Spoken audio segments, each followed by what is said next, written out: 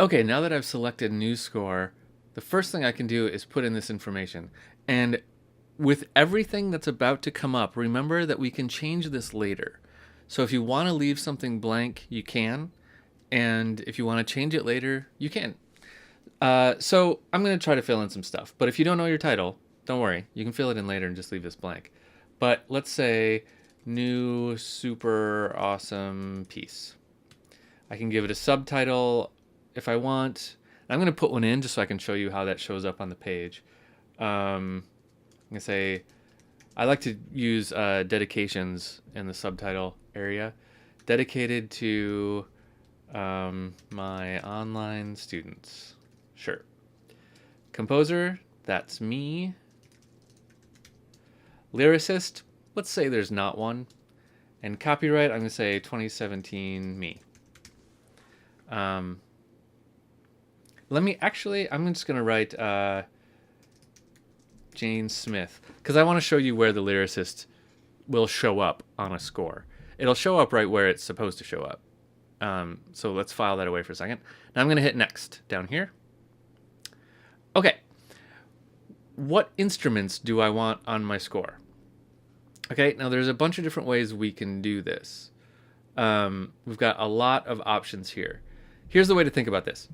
If you want a simple score, here's a single staff, single treble clef, single bass clef, and a grand staff for like piano or a keyboard instrument or something. If you want a big ensemble, a standard ensemble, scroll down and see if you can find it. It'll be a lot easier than making it yourself.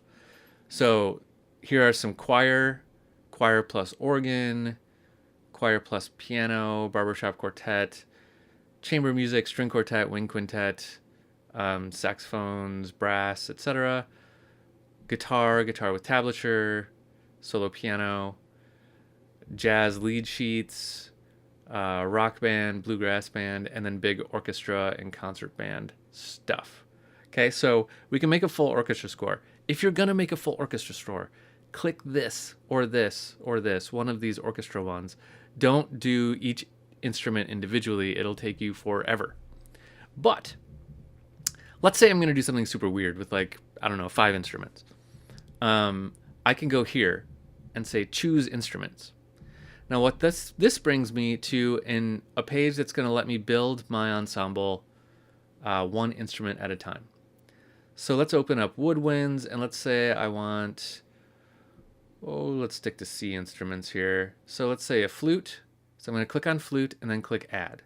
So this is what's actually in my score. Let's go to brass and do a C trumpet. Let's go to maybe percussion and add a vibraphone and a xylophone. And maybe one more thing.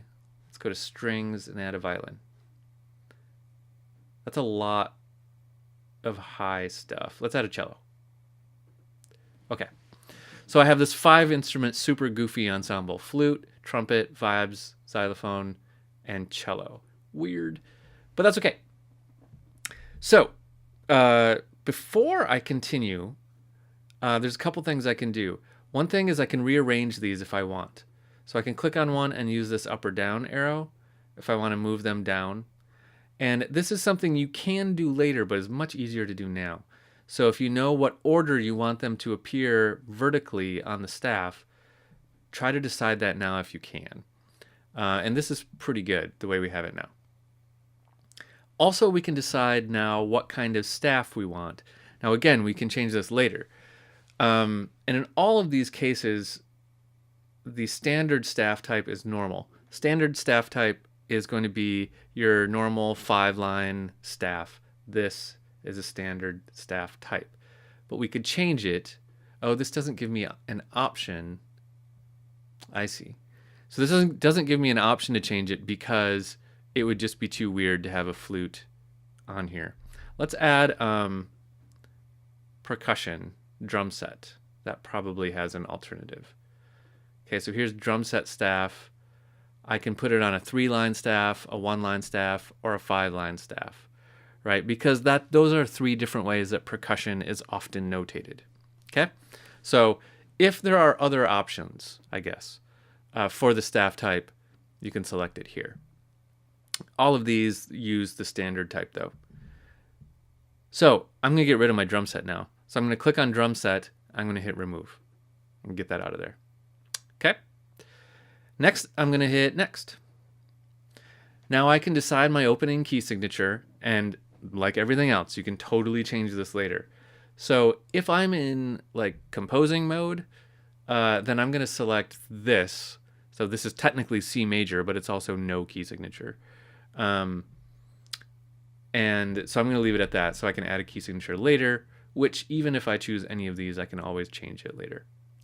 If you want to specify the tempo, you can click this box. Let's say 86 sounds good. And I can hit next. You can add your opening time signature. Again, this can be changed at any point. You can also specify cut time or common time if you like. You can put a pickup measure. So if you don't know what a pickup measure is, it's like one beat before the song starts.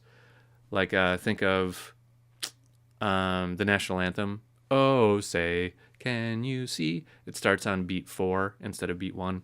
Anyway, that you would do here. And you can put in the number of measures. Now we can always add or take away measures later. But just to get us started, we can say, I don't know, 100 measures. It's going to be a long piece. Okay, the next button is now grayed out. That means we are out of options. So let's hit finish.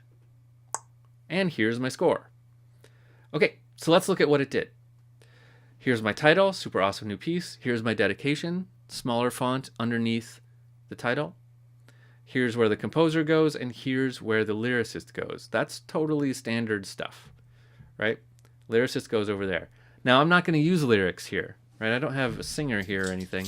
So I'm going to click on this so it turns blue.